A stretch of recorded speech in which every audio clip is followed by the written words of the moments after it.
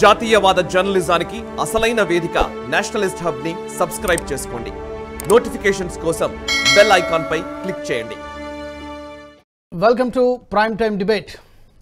Congress party MP అగ్రనేత రాహుల్ గాంధీ తన జోడో యాత్ర ముగింపు సభలో మాట్లాడుతూ వివాదాస్పద వ్యాఖ్యలు చేశారు. ప్రధాని మోదీని టార్గెట్ చేసేటువంటి ప్రయత్నం చేశారు.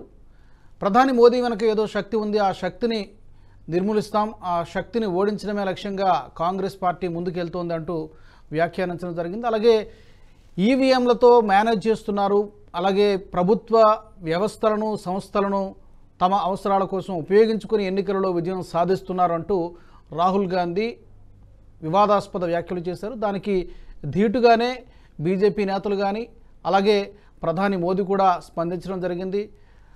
మహిళా శక్తులు, అలాగే ఈ దేశంలో ఉన్న ప్రతి మహిళ కూడా ఒక శక్తి స్వరూపిణే కాబట్టి అలాంటి శక్తిని ఓడిస్తే మేము చూస్తూ ఊరుకోమంటూ ప్రధాని మోదీ కూడా ధీటుగా జవాబిచ్చేటువంటి ప్రయత్నం చేశారు. అసలు రాహుల్ గాంధీ ఈ తరహా వ్యాఖ్యలు చేయడం ఇది మొదటిసారి కాదు. గతంలో కూడా ఇలాంటి వ్యాఖ్యలు చేశారు కాంగ్రెస్ నేతలు కానీ రాహుల్ గాంధీ కానీ, అలాగే ఇండీ కూటమిలో భాగస్వాములుగా ఉన్నటువంటి ఇతర పార్టీలు కూడా కావచ్చు. ఎందుకు ఇలాంటి వ్యాఖ్యలు పదే పదే చేస్తున్నారు? వ్యూహంలో భాగంగా చేస్తున్నారా, లేకపోతే అవగాహన లేక చేస్తున్నారా? వచ్చే ఎన్నికలలో ఈ ప్రభావం ఎలా ఉంటుంది? ఈ అంశాలకు సంబంధించి విశ్లేషించే ప్రయత్నం చేద్దాం. నాతో పాటు ప్రస్తుతం అందుబాటులో ఉన్నారు సీనియర్ జర్నలిస్ట్, రాజకీయ విశ్లేషకులు సురేష్ కొచ్చిటిల్ గారు, అలాగే టీబీజేపీ సీనియర్ నాయకులు అల్జాపూర్ శ్రీనివాస్ గారు నాకు అందుబాటులో ఉన్నారు. ముందుగా సురేష్ గారు నమస్తే. నమస్తే. రాహుల్ గాంధీ గారు ఆ జోడో యాత్ర మొదలైనప్పటి నుంచి కూడా మనం చూస్తూనే ఉన్నాం, వేరు వేరు సందర్భాల్లో ఎలాంటి వ్యక్తులను కలుస్తున్నారు. తను మొదటి జార్జ్ పొన్నయ్యను కలవడం దగ్గర నుంచి ఈరోజు ముగింపు సభలో ఇలాంటి మాటలు మాట్లాడడం కానివ్వండి, ఇనీషియల్ రిమార్క్స్ ఏంటి? ఇది కొత్తదేం కాదండి, రాహుల్ గాంధీ ముందే చేస్తున్నాడు కదా ఇదంతా. మీరు చెప్పినట్లు పొన్నయ్యని కలిసినప్పుడు అప్పుడు భారత్ మాత అసలు కాలు కూడా నేను పెట్టను, చెప్పలేసుకొని తిరుగుతానని ఆయన చెప్పినప్పుడు ఆయన ఇట్లా చూసుకుంటే కూర్చున్నాడు. ఏంటో ఆయనకి అర్థమైందో లేదో అని కాదు తెలియదు మనకు. ఇప్పుడు కొత్తది ఏంటి, దీంట్లో కొత్తది ఏం లేదు నాకు అనిపిస్తున్నట్టు. ఎందుకంటే మీరు ఆయన కోర్ట్స్ క్లియర్ గా వింటే మీకు తెలిసిపోతుంది. ఆయన శక్తి గురించి మాట్లాడుతాడు. ఒక శక్తి ఉంది హిందువులో, ఆ శక్తిని నేను వాళ్ళని ఓడిస్తాను అన్నాడు. తర్వాత కరెక్ట్ చేసి ఆ శక్తితో నేను కొట్లాడుతున్నాను. ఒక శక్తి ఉంది, ఆ శక్తితో నేను కొట్లాడుతా. అసలు ఆయనకి ఎవడో కాగితంలో రాసిచ్చుంటాడు ఏదో, ఆయనకి ఏదో తెలియదు. ఆ కాగితంలో రాసిన మ్యాటర్ చదువుతున్నాడు, అక్కడ ఇక్కడ కన్ఫ్యూజ్ అయిపోతాడు. అది మన కొత్తదేం కాదు, ఇది మనం చూస్తున్నాం. ఆయనకి నాన్ వెజ్ ఏం చెప్పలేడు, ఏదో తెలిసినట్లు అక్కడిక్కడ ఎవరు చెప్తే అది మాట్లాడుకుంటాడు, అంతే నడుస్తుంది అన్నమాట. సో మా ఓపెనింగ్ కామెంట్స్ నేను ఇట్లే చెప్తా అనుకున్నా. రాహుల్ గాంధీ ఎంత మాట్లాడినప్పుడు ఒక్కొక్కసారి నోరు తెరిచినప్పుడు బీజేపీకి 10 ఓట్లు ఎక్స్ట్రా పడుతుంది, దాంట్లో డౌటే లేదు. 10 సీట్లు ఎక్కువ అవుతుంది, అది కూడా డౌట్ లేదు. సో రాహుల్ గాంధీ చెప్పుకుంటే పోవాలి ఇట్లనే, అది బీజేపీకి చాలా మంచిది. ఎందుకంటే గిన్ఫర్డ్ లో డబ్బులు పెట్టి హాల్ రెంట్ చేసి తీసుకున్న తర్వాత అక్కడ ఆయన ఏం మాట్లాడుతున్నాడో ఆయనకే తెలియదు అక్కడ కూడా, కానీ అక్కడ ఉన్న చప్పట్లు కొడతారు. ఎందుకంటే జీనియస్ అనుకుంటారు వాళ్ళందరూ. మనకందరూ తెలిసి ఈయన జీనియస్ కాదు ఏం కాదని మనకు చాలా మటుకు క్లియర్ గా తెలిసిపోతుంది. కానీ ఈ కాంగ్రెస్ వాళ్ళది పాప పరిస్థితి నాకు తెలిసి చాలా బాధాకరం అనిపిస్తుంది. ఎందుకంటే ఇంత అయిన తర్వాత కూడా ఒకటి దమ్ము లేదు నోరు తెరిచి చెప్పడానికి. మీరు చెప్తున్న తప్పు ఇది కాదు అని చెప్పడానికి ఒక్కడు కూడా దమ్ము లేదు. ఒక శక్తి అనుకున్నాడు, శక్తి గురించి మాట్లాడుతున్నాడు, శక్తి అని గురించి చెప్తున్నప్పుడు మోదీ లాంటి శక్తితో పోరాడుతున్నాడు చెప్పడానికి వెళ్ళాడు, కానీ మొత్తం మిక్సప్ అయిపోయాడు కంప్లీట్. ఓకే సురేష్ గారు, welcome back to you again. Srinivas గారు నమస్తే. సార్ నమస్తే. శ్రీనివాస్ గారు, ఇప్పుడు సురేష్ గారు చెప్పినట్టుగా ఇగ్నోరెన్స్తో తెలియక లేకపోతే కన్ఫ్యూజ్ అయ్యి రాహుల్ గాంధీకి అంత పరిజ్ఞానం ఏం లేదు, అంత స్ట్రాటజిక్గా కామెంట్స్ చేయడం కానీ అంత స్ట్రాటజిక్గా మాట్లాడడం కానీ అన్ని తెలివితేటలు ఉంటాయని నేను అనుకోవడం లేదు. ఎవరో స్క్రిప్ట్ రాసిస్తే అతను తీసుకొచ్చి చదివేటువంటి ప్రయత్నం తప్పితే నిజానికి అతనికి సొంతంగా తెలివితేటలు లేవని సురేష్ గారి అభిప్రాయం. మీరు ఎలా చూస్తారు? ఇప్పుడు చేసినటువంటి కామెంట్స్ కావచ్చు, కొద్ది రోజుల కిందట యూపీలో అమేథీలో మాట్లాడుతూ చాలా ఫ్రస్ట్రేషన్తో చాలా ఊగిపోతూ మాట్లాడారు. జై శ్రీరామ్ అంటే ఏమొస్తుంది 24 గంటలు, దట్స్ ఓకే, బట్ అంటే ఆ ఒక్క నినాదంతో మొత్తం దేశంలోని సమస్యలన్నీ పరిష్కారం అయిపోతాయా, నిరుద్యోగం పోతుందా, ఇలాంటి కామెంట్స్ అన్ని కూడా చేశారు. మీరు కూడా వినే ఉంటారు టీవీల్లో వాటిల్లో. మీరు కూడా సురేష్ గారితో అగ్రీ అవుతున్నారా? అతనికి తెలియక ఇగ్నోరెన్స్తో ఇలాంటి కామెంట్స్ చేస్తున్నారా, లేకపోతే ఇంకేదో ఎజెండా సెట్ చేసేటువంటి ప్రయత్నం ఏమైనా జరుగుతుందా? రాజు గారు నిజంగా ఇంత పెద్ద దేశంలో ఇండియన్ నేషనల్ కాంగ్రెస్ అన్నది 100 సంవత్సరాలు పైబడ్డటువంటి కాంగ్రెస్ పార్టీకి రాహుల్ గాంధీ లాంటి ఒక immatured politician, you cannot say he's a politician also. అటువంటి వ్యక్తి జస్ట్ గాంధీ అనే కుటుంబంతో వచ్చినాడు కాబట్టి ఆయనను ముందర పెట్టి ప్రచారం కోసం పార్టీ నడిపే ప్రయత్నం చేస్తున్నటువంటి దయనీయమైన పరిస్థితి ఇవాళ కాంగ్రెస్ పార్టీ పరిస్థితి. సో ఇది కొత్త ఏం కాదు. ఇమ్మెచ్యూర్డ్ అన్నది నేను కొత్తగా చెప్పడం కాదు, అనేక మంది విశ్లేషకులు చెప్తా ఉన్నారు. ఆయనకు రాసి ఇవ్వడమే కాదు, మీరు చెప్పినట్టుగా రాసిన తర్వాత కూడా పక్కన బిహైండ్ ది స్క్రీన్ ప్రాంప్టింగ్ చేసేవాళ్ళు కావాలి. మళ్ళా కనవడని శక్తి వెనుక నుంచి ఎవరు మాట్లాడే వాళ్ళు సపోర్ట్ చేసేవాళ్ళు కావాలి ఇండైరెక్ట్ గా. అటువంటి ఒక immatured politician how can he lead the party, such national party? కాబట్టి ఇది ఏ కోశాన కూడా తెలివితోని స్ట్రాటజిక్ గా మాట్లాడడం ప్రిపేర్ అన్నది కానే కాదు. అది ఇగ్నోరెన్స్ కూడా కాదు. ఇమ్మెచ్యూర్డ్ గా ఉన్నటువంటి మనిషికి ఆలోచన ఉండదు, ప్లానింగ్ ఉండదు, ఆ యొక్క విజన్ అంటూ ఏమి ఉండదు. కాబట్టి ఆ యొక్క పరిస్థితి 55 సంవత్సరాల వయసు అయినప్పటికీ కూడా ఇవాళ కాంగ్రెస్ పార్టీలో పర్సనాలిటీకి యాక్సెప్టెన్స్ రావట్లేదు. ఆయన కానీ లీడర్షిప్ లో రాష్ట్రాల్లో చిన్నపిల్లోడేం కాదు కదా. 55-56 సంవత్సరాల యొక్క పర్సనాలిటీ దేశాన్ని లీడ్ చేసే శక్తి ఉంటుంది కదా. మెచ్యూరిటీ ఉండి, జ్ఞానం ఉంటే, వివేకం ఉంటే, స్ట్రాటజీ చేసేటోడుగా తెలివి తేటలు ఉంటే కాంగ్రెస్ పార్టీ లీడ్ చేయడం పెద్ద విషయం కాదు. అటువంటి యొక్క ప్రతి రాష్ట్రంలో మూలాలు ఉన్నటువంటి పార్టీ కాంగ్రెస్ పార్టీ. ఇది 1984 ఎలక్షన్ తర్వాత కాంగ్రెస్ పార్టీ టోటల్ గా day by day, year by year decline అవుతూ పోతున్నది. చూడండి మీరు, ఇప్పటికి ఇంకా లేవలేదు. అతి కష్టం మీద లాస్ట్ టైం 4 లో 142 సీట్స్ ఏమో వచ్చినాయి. అంతకుముందు 116 సీట్లు వచ్చినాయి. ఆ 142 హైయెస్ట్ నెంబర్. దాని తర్వాత మొత్తం డిక్లైన్, రెండు టర్మ్లు కూడా below 100. So people have lost confidence in Congress party leadership. వాళ్ళకు ఒక సిద్ధాంతం లేదు, వాళ్ళకు ఒక పనిచేసే విధానం లేదు, ఆర్గనైజేషన్ స్ట్రక్చర్ ని ఎట్లా బిల్డ్ చేసుకోవాలంటే ఆలోచన లేదు, ముందు చూపు లేదు. లీడర్ ఇట్లా, లీడర్ ఏమో ఇట్లా. కేవలం గాంధీ ఫ్యామిలీ పేరు మీద మేము ఎలక్షన్ గెలవాలంటే సాధ్యం కాదు. కాబట్టి రెచ్చిపోయి ఆన్ ది అదర్ హ్యాండ్ రాజు గారు భారతీయ జనతా పార్టీ పవర్ లో ఉన్నా, పోటీ చేసి ఎన్నికల మీద ఎన్నికలు గెలుస్తున్నా గానీ ఏ ఒక్కరోజు కూడా నెగ్లెక్ట్ చేసే సందర్భం లేదు పార్టీ పరంగా. చూడండి మీరు, వీళ్ళు బాగా చేసిన పని, బాగా రిజల్ట్ వచ్చింది, ఒక 3 నెలలు ఖాళీ ఉందాంలే, ఫ్రీగా ఉందాంలే అని లేదు. మళ్ళీ నెక్స్ట్ డే నుంచి మళ్ళీ రేపెల్లుండి ఎలక్షన్స్ ఉన్నట్టుగానే మా పార్టీ పని విధానం నడుపుతాను. స్ట్రక్చర్, ఆర్గనైజేషన్ స్ట్రక్చర్, కార్యకర్తలు పని. రెండవ దిక్కు గవర్నెన్స్. ఎక్కడ కూడా ప్రజలు హ్యాపీ ఉన్నారు, చాలే ఇక గ్యాప్ ఇద్దాం, మళ్ళా ఇంకా 4 రోజుల తర్వాత ఎలక్షన్లప్పుడు మధ్యంతరంగా ఒక మంచి స్కీమ్ ఇంట్రడ్యూస్ చేద్దామని లేదే. నిరంతర ప్రక్రియ గవర్నెన్స్ లో కావచ్చు, నిరంతర ప్రక్రియ పార్టీ వ్యవస్థ, పార్టీ ఆర్గనైజేషన్ నడపడం, డెవలప్ చేయడంలో ఎప్పుడు చేస్తున్నాం. కాబట్టి పార్టీ నడుస్తున్నది.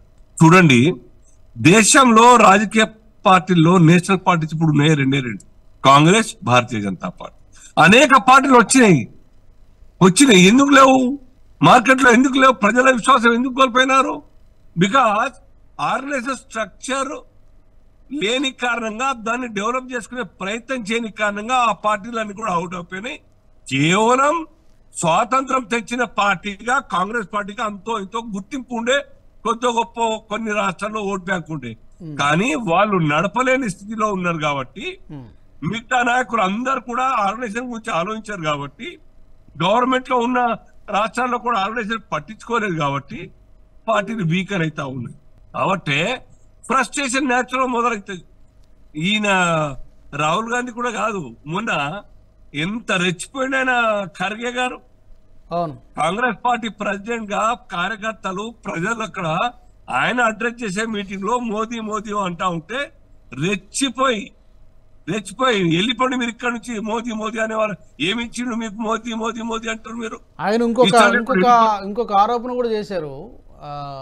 రాజు యొక్క కింగ్స్ సోల్ ఎలాగైతే ఇది ఉంటుంది, ఏదో సామెతుంది కదా, దాన్ని పోలుస్తూ ఈవీఎంలలో ఉంది, ఈవీఎంల ద్వారా అలాగే సంస్థలను ఉపయోగించుకొని ఎన్నికల్లో విజయం సాధిస్తూ వస్తున్నారంటే ఆరోపణ కూడా.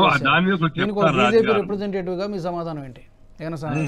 ఇప్పుడు కాంగ్రెస్ పార్టీ, భారతీయ జనతా పార్టీ పక్కన పెట్టండి, అధికార దుర్వినియోగం చేసి ఈ దేశ రాజకీయాల్లో మలుపు తిప్పి ఎమర్జెన్సీ తీసుకొచ్చింది. ఎమర్జెన్సీలో జడ్జిమెంట్ అలహాబాద్ జడ్జిమెంట్ దేని కారణంగా వాళ్ళు డిస్ప్లేస్ అయిన పవర్ నుంచి అధికారాన్ని దుర్వినియోగం చేసిరని కాబట్టే కదా జడ్జిమెంట్ మొత్తం వచ్చి వాళ్ళు పదవులు కోల్పోయి పరిస్థితి వస్తే ఎమర్జెన్సీ తీసుకొచ్చింది. మా మీద అంటారా? మరి మా మీద ఏ కోర్టుకు చెప్పలేదే, ఏ కోర్టు కూడా ఆ రకంగా తప్పు చేసినట్టు ఎక్కడ చెప్తలేదే. మీరు పోలేదా? కోర్టులకు పోతున్నారు ప్రతి దాంట్లో.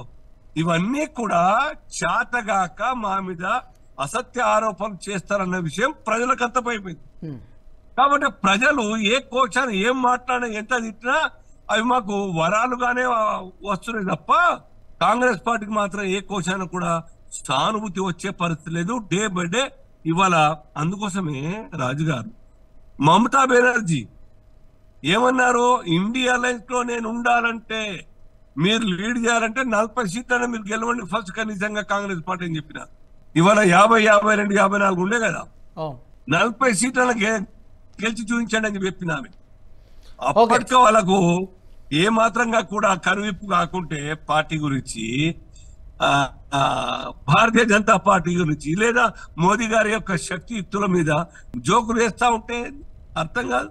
మోదీ గారు ఏమైనా తప్పు చేస్తారా?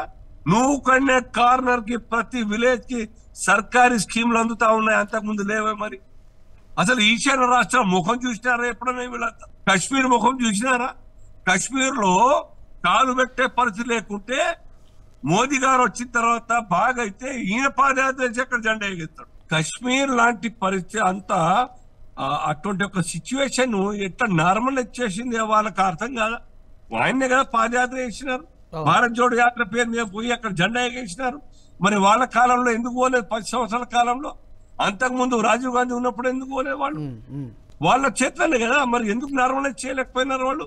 సో ఇవన్నీ కూడా అడ్మినిస్ట్రేటివ్ స్కిల్స్ లేని కారణంగా, పరిపాలన దక్షత లేని కారణంగా, లేదు పార్టీని సరైన పద్ధతులు నడిపేటువంటి ఒక దక్షత లేని కారణంగా ప్రజల్లో విశ్వాసం సన్నగిల్లి డే బై డే ప్రతి ఎలక్షన్ లో ఓడిపోతా అవుతాం. సో ఇది సర్వత్రా అర్థమైనటువంటి విషయం, నగ్న సత్యం. అక్షరాల 100% రుజువు చేసుకుంటా ఉన్నారు వారితో. మేము ఏ ఒక్క క్షణం కూడా నెగ్లెక్ట్ చేయకుండా ప్రజాపాలన కావచ్చు, పార్టీ యొక్క సంరక్షణ, పార్టీ యొక్క ఎదుగుదల గురించి చేసేటువంటి పనుల గురించి కావచ్చు చాలా బాధ్యతాయుతంగా, ఏదో ఎన్నికలు గెలవాలి కాబట్టి ఏదో ఒక అమ్మక్ దమ్మక్ చేయట్లేదే. ప్రజలు లేదా విఘ్నులు, కోర్టులు, చదువుకున్న వాళ్ళు ఎవ్వరు కూడా తప్పు మా మీద చూపించే పరిస్థితి లేకుండా, అటువంటి అవకాశం ఇవ్వకుండా పైపెచ్చు ప్రజలందరూ కూడా సిద్ధాంతపరంగా మమ్మల్ని బలే రాష్ట్రపతిగా ఉన్నటువంటి ప్రతిభా పాటిల్ గారు ఉన్నారు ఈ దేశానికి. వారు చెప్పినారు నినాకమని మోదీ గారి యొక్క సర్కార్ చాలా బాగుంది అడ్మినిస్ట్రేషన్ అని చెప్పి. సురేష్ గారు అందుబాటులోకి వచ్చారా? చెప్పండి. సురేష్ గారు, ఈ ఈవీఎంల గురించి మాట్లాడడం అనేది అంటే జనరల్గా మనం చూస్తున్నాం, గతంలో చాలా సీనియర్ లీడర్స్, ముఖ్యమంత్రులుగా చేసిన చంద్రబాబు లాంటి లీడర్స్ కూడా ఓడిపోయినప్పుడు, లేకపోతే ఓడిపోయిన తర్వాత, లేకపోతే ఓటమికి ముందు ఇలాంటి వ్యాఖ్యలు చేయడం మనం చూస్తూ ఉంటాం. ఇప్పుడు ఈవీఎంల గురించి రాహుల్ గాంధీ గారు మాట్లాడుతున్నారు. అంటే ఏంటి అంటే ఫ్యూచర్ ఏమైనా కళ్ళ ముందు కనబడుతుందా, లేకపోతే ఈ ఈవీఎం మీద చేసినటువంటి కామెంట్స్కి, అంటే ఇంతవరకు ఈ బీజేపీ గెలుస్తూ వస్తున్నవని కూడా ఈవీఎంలు మేనేజ్ చేసి, లేకపోతే ఈ సిబిఐ, ఈడీ ఇలాంటి సంస్థలను మేనేజ్ చేసి గెలుస్తున్నారనే అర్థం వచ్చేటట్టుగా మాట్లాడారు ఆయన. సో ముఖ్యంగా ఈవీఎంలో కామెంట్స్ ఎలా? డెఫినెట్ ఆయనకి ఈవీఎంస్ ఇప్పుడే కాదు, ఎప్పటి నుంచో ఏడుస్తున్నాడు. ఎందుకంటే బ్యాలెట్ పేపర్ ఉన్నప్పుడు బీహార్ లాంటి ప్లేస్ లో, యూపీ లాంటి ప్లేస్ లో వీళ్ళు ఆడుకున్నారు, మనకు అందరు గుర్తుంది. ఈవీఎం వచ్చిన తర్వాత వీళ్ళు చేయలేకపోతున్నారు. వీళ్ళు ఎక్కడెక్కడ గెలుస్తున్నారో అక్కడ వీళ్ళకి ప్రాబ్లం లేదు, ఈవీఎం అంతా బాగుంది. రేపు తమిళనాడులో గెలుస్తారు లోక్సభ ఎలక్షన్, అప్పుడు ఏమన్నారు? కర్ణాటకలో మొన్న గెలిచారు అసెంబ్లీ ఎలక్షన్, అప్పుడు ప్రాబ్లం లేదు. తెలంగాణలో గెలిచారు, అప్పుడు కూడా ప్రాబ్లం లేదు. కానీ ఎక్కడెక్కడ ఓడిపోతారో అక్కడ డెఫినెట్ ముందే అడ్వాన్స్ గా బెయిల్ తీసుకుంటాడు రాహుల్ గాంధీ. ముందేనే ఎక్స్క్యూజ్ తయారు చేసుకుంటాడు, చూడండి మాకు ఈవీఎం ఉండే దాంతో ఓడిపోయామని చెప్పేసి. యాక్చువల్లీ నేను చెప్తాను, election commission should actually bar him. ఎందుకంటే మన ఎలక్ట్రల్ ప్రాసెస్ మీద ఒక డౌట్ క్రియేట్ చేస్తున్నారు కన్సిస్టెంట్ గా. ఇది మనం రఫేల్ లో చూసాం, ఇది మన అదానీ దాని మీద చూసాం, ఇప్పుడు ఎలక్ట్రల్ బాండ్స్ మీద చూసాం, అన్నిట్లో చూసాం. ఎలక్ట్రల్ బాండ్స్ కాంగ్రెస్ కి 1600 కోట్లు వచ్చినాయి. ఎవరు ఇచ్చారండి చెప్పండి? వీళ్ళేమనుకున్నారు మోదీ గారి లిస్ట్ లో అదానీ అంబానీ అందరు కనిపిస్తారని, ఎవరు కనిపించకపోతే దానికి ఇప్పుడు వాళ్ళకి ఏడుపు వచ్చేస్తుంది, ఏం చేయలేకపోతే. సో ఈ రాహుల్ గాంధీది ఎలక్షన్ ఓడిపోయి ఈవీఎంలు యూజ్ చేస్తున్నాం, మనం ఈవీఎంలు ఉంటే మనం ఓడిపోతాం. అరే మీరు గెలుస్తున్నప్పుడు మీకు ప్రాబ్లం లేదు, మీరు ఓడిపోతాను 100% షూర్ ఉన్నప్పుడు ముందే మీరు ఒక యాంటిసిపేటరీ బెయిల్ తీసుకుంటున్నారు. ఏది ఓడిపోతాం, బ్లేమ్ చేయాల్సింది వీళ్ళనే బ్లేమ్ చేయాలి, అది మన ఈవీఎం పనిచేయదు, అది ఇది అని చెప్పేసి. మీరు ఎలక్షన్ పార్టిసిపేట్ చేయకండి. ఎందుకు చేస్తున్నారు? మీకు బాయ్కాట్ చేయండి. మేము ఈవీఎం తీసేదాకా మేము ఎలక్షన్ లో పార్టిసిపేట్ చేయమని చెప్పి బాయ్కాట్ చేయండి. ఆ పార్టీ కూడా గెలిచింది కదా, ఆ పార్టీ కూడా 2 రాష్ట్రాలు గెలిచింది కదా. ఇక్కడ అదే చెప్తున్నాను, అదే చెప్తాను. తెలంగాణలో గెలిచాడు, కర్ణాటకలో గెలిచాడు, అప్పుడు ఈవీఎంలు అన్ని బాగున్నాయి, అప్పుడు ప్రాబ్లమే లేదు. వీళ్ళు ఇంత గొడవ చేసిన తర్వాత సుప్రీంకోర్టు వీవీప్యాట్ పెట్టారు. వీవీప్యాట్ లో మ్యాచ్ అవుతుంది, ఏం ప్రాబ్లం లేదు. అంటే the system is working well. కానీ వీళ్ళకి ఏంటంటే వీళ్ళు యాక్సెప్ట్ చేయలేకపోతున్నారు. ఏం యాక్సెప్ట్ చేయలేకపోతున్నారు? దట్ మోదీ గారు పాపులర్ మోదీ గారు వీళ్ళకన్నా ఎక్కువ పాపులారిటీ ఉంది, మోదీ గారికి ఓట్లు వస్తున్నాయి. ఈయన ఎక్కడ తిరిగితే కూడా మనం చూస్తున్నాం, ఒట్టి హైప్ క్రియేట్ చేస్తారు, మనుషుల్ని డబ్బులు పెట్టి బిర్యానీ మందు తీసుకొచ్చి ర్యాలీలు తీసుకొస్తారు, 10 ఓట్లు రావు దాని నుంచి. అదే కదా వీళ్ళ పరిస్థితి. వీళ్ళ దగ్గర ఉన్న ఇండియా అలయన్స్ మమతా బెనర్జీ ఎక్కడికి వెళ్ళిపోయింది, నితీష్ కుమార్ బీజేపీకి వచ్చేసింది. అన్ని ప్లేస్లలో వీళ్ళ అలైన్స్ అందరూ వెళ్ళిపోయింది సపరేట్. మిగిలిందంతా 2-3 రాష్ట్రాలు మిగిలిందంతే. ఈ రాహుల్ గాంధీకి ఈ ప్రాబ్లం ఇదే అయినది. ఈయనకు మెచ్యూరిటీ లేదు. ఇట్లాంటి మనిషిని ప్రధానమంత్రి ఎట్లా చేయాలని 10 మంది ఆలోచిస్తారు. ఈయన ఈ ప్రధానమంత్రి మెటీరియలా, లేకుంటే ఏదో స్కూల్లో పిల్లలు ఏడుస్తుంటారు చూడండి, మమ్మీ దగ్గర వెళ్ళి మమ్మీ వాడు నన్ను కొట్టిండు అని చెప్పేసి, ఆ పరిస్థితి రాహుల్ గాంధీది. అలాగే ఈ శక్తి దీనికి సంబంధించి కూడా ఈ షహజాద్ పూనావాలా కూడా మాట్లాడారు. ఆయన అన్నది ఏంటంటే అసలు యాక్చువల్గా మనకి శక్తి రూపాన్ని మన హిందువులందరూ కూడా చాలా పవిత్రంగా చూస్తారు. ఆ శక్తిని ఓడిస్తామనేటువంటి మాటలు మాట్లాడడం కూడా అది ఇంటెన్షనల్గా చేశారు అనుకోవచ్చా? అది రాజుగారు నేను స్టార్టింగ్ లో చెప్పాను కదండి, ఆయనకి ఎవడో కాగితంలో రాసిచ్చిండు, శక్తి ఏంటో ఆయనకు తెలియదు. మేము ఒక మోదీ గారి శక్తితో దాని వ్యతిరేకంగా కొట్లాడదాం చెప్పడానికి వచ్చి మొత్తం మిక్సప్ అయిపోయింది కంప్లీట్ గా. కిచిడి తయారు చేసుకున్నాడు ఆయన. మోదీ గారు శక్తి చాలా స్ట్రాంగ్ మనిషి, శక్తి అంటే ఆయన అట్లా అనుకున్నాడు స్ట్రాంగ్ అని చెప్పేసి. ఆ శక్తితో మేము పోరాడుతున్నాం చెప్పడానికి హిందూ దాంట్లో ఒక శక్తి ఉంది, ఆ శక్తినే మేము పోరాడుతాం, ఆ శక్తి పెట్టి మేము పోరాడుతాం అని చెప్తున్నాడు. ఫస్ట్ సెంటెన్స్ అది చెప్పిండు, ఆ శక్తితో మేము పోరాడుతున్నాము అని చెప్పిండు. నెక్స్ట్ సెంటెన్స్ తో చేంజ్ అయిపోయింది, ఆ శక్తితోని మేము కొట్లాడుతున్నాం అని చెప్పాడు. అంటే కాంట్రడిక్టరీ. ఫస్ట్ స్టేట్మెంట్ చెప్పింది కాదు, సెకండ్ స్టేట్మెంట్ చెప్పింది. కానీ మీడియా వాళ్ళు పట్టుకున్నారు సెకండ్ స్టేట్మెంట్, దాంతో మొత్తం వైరల్ అయిపోయింది. ఎక్కడ ఏ ఛానల్ అని చూడండి, నేను సాయంత్రం నుంచి మా లాంగ్వేజ్ ఛానల్ మలయాళం మీకు తెలుసు కదా, మలయాళం ఛానల్స్ వాచ్ చేస్తున్నాను, అన్నిట్లో ఇదే డిబేట్ నడుస్తుంది. వీడు ఏం మాట్లాడుతున్నాడు, వీడికి తెలుసా మాట్లాడి. ఇప్పుడు ఫస్ట్ టైం కాదు కదా, మనం ఎప్పుడో చూసాం రాహుల్ గాంధీ ఎన్నోసార్లు అర్నబ్ గోస్వామి ఇంటర్వ్యూలో 2014లో మనం చూసాం. మనం ఉమెన్స్ ఎంపవర్మెంట్ మాట్లాడితే మన్రేగా అంటాడు. మొన్న ఖర్గే గారు కూడా అదే కదా, ఖర్గే గారి దగ్గర మీది ఇట్లా ఏం నడుస్తుంది, ఇట్లా ఎందుకు సందేశ్ ఖలీల్ ఏం నడుస్తుంది అంటే ఆయన మన్రేగా గురించి మాట్లాడు. వీళ్ళు అంటున్నాడు నేను ₹1,00,000 ఇస్తున్నాను ప్రతి మహిళకి అని. ఎంత మహిళలు ఇండియాలో ఉన్నారు చూడండి పేదవాళ్ళు, వాళ్ళని టోటల్ చేస్తే భారతదేశంలో మొత్తం బడ్జెట్ 80% పోతుంది దాంట్లో. ఈయనకి తెలుసు ఎలక్షన్ గెలవడం చెప్పేసి. ఎలక్షన్ గెలవడం తెలిసిన మనిషి ఏ ప్రామిస్ అని చేస్తాడు, నేను అందరికి కిలో బంగారం ఇస్తా అంటాను రేపు పొద్దున.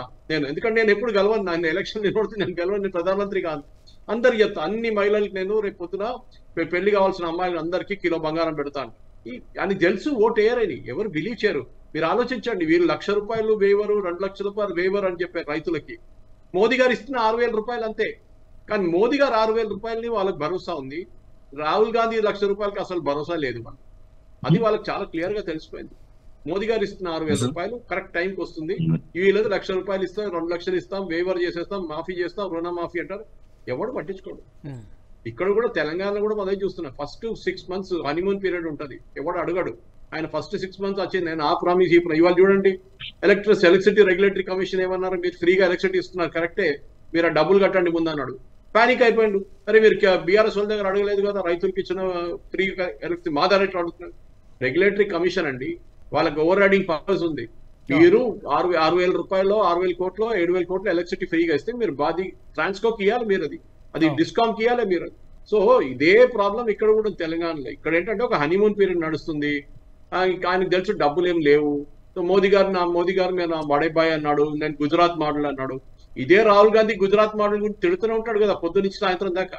వాళ్ళ కేరళ యూనిట్ తిడుతూనే ఉంటుంది కదా, అప్పుడు గుజరాత్ మోడల్ గుర్తు రాలేదా? రేవంత్ రెడ్డికి తెలుసు డబ్బులు ఎట్లా తీసుకోవాలి అని అదే అన్నాడు. కానీ మన స్టేట్మెంట్ ఇచ్చింది కానీ నాకు ఏ ప్రాబ్లం లేదు, నా ఫండ్స్ బాగా వస్తుంది నాకు. మమతా బెనర్జీ ఏం చెప్తుందో, పినరాయి విజయన్ ఏం చెప్తుందో నాకు అసలు తెలియనే తెలియదు. మా స్టేట్ కి, మా రాష్ట్రానికి మోదీ గారు బాగానే డబ్బులు ఇస్తున్నారు. ఇట్లా డిస్కస్ చేసుకుంటూ పోతే చాలా ఉన్నాయి. ఎందుకంటే ఈ శక్తి కానివ్వండి, మిగతా రాహుల్ గాంధీ స్టేట్మెంట్, నేను అసలు ఇమ్మెచ్యూర్ పొలిటీషియన్. అసలు నేను ఒక 10 నిమిషాలు కూడా ఇట్లా డిబేట్ పెట్టుకోను. ఎందుకంటే అది వేస్ట్ ఆఫ్ టైం మన అందరిది. దాంట్లో కొత్తదనం ఏముంది? ఏమి కొత్తది లేదు కదా. అని చేసిన అదే బ్లండర్ రిపీట్ చేస్తున్నాడు. ఎగ్జాక్ట్లీ. శ్రీనివాస్ గారు, ఈ నార్త్